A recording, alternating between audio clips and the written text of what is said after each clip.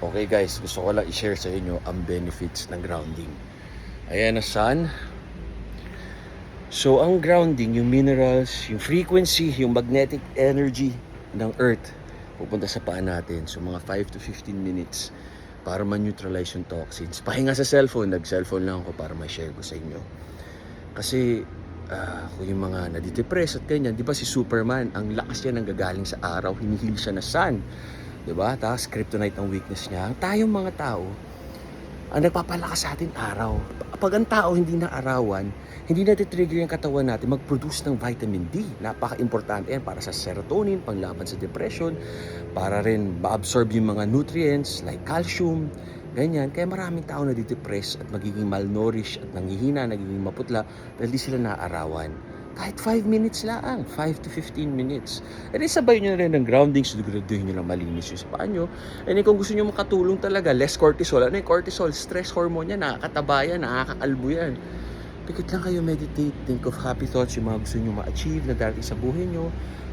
Power of the mind eh. And then kung gusto mong lalong lumalim, tignan mo yung mga pagkakamali mo para mapagbuti mo yung sarili mo maging mabuting tao.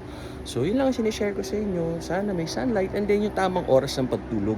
Kasi kahit naka 8 hours tayo, alam ko mahirap, may mga nagtatrabaho dyan na night shift. Pero ito yung katotohanan. From 10 p.m. to 1 a.m., nagre-release ng mga natural growth hormone, yung malalim deep sleep. Doon talaga hinihil yung katawan natin. Dapat nga hindi siya sleeping, healing siya eh. Para siyang fasting. Pag hindi mo nakuha yung time na yun, kasi circadian rhythm, parang kaano natin yung earth, yung time zone ng mundo. Ano tayo, human tayo eh. Pag binago mo yung circadian time mo matulog, naka 8 hours ka nga, pero yung mga function na pala, heal mo yung spleen mo, yung liver mo, yung kidney mo, hindi mo nakukuha. Kaya sana kung kaya natin, mula 9 o'clock, patayin na yung mga cellphone, mga ilaw, as in walang light para kung na sunlight tayo ngayon 12 o'clock or 8 a.m., mag-release tayo dahan-dahan ng natural serotonin. Ang cortisol ang gumigising sa atin sa umaga, yung stress hormone. So kung fasted tayo, gumalaw-galaw tayo, nagbe-burn tayo na fat. Kaya mali yung breakfast. Kasi break mo yung fasting, nawala na yung fat burning mode, nag-release na insulin storage mode. So lahat yan sa fat cells kung di tayo nag-workout. Kung nag-workout, mas maganda after workout.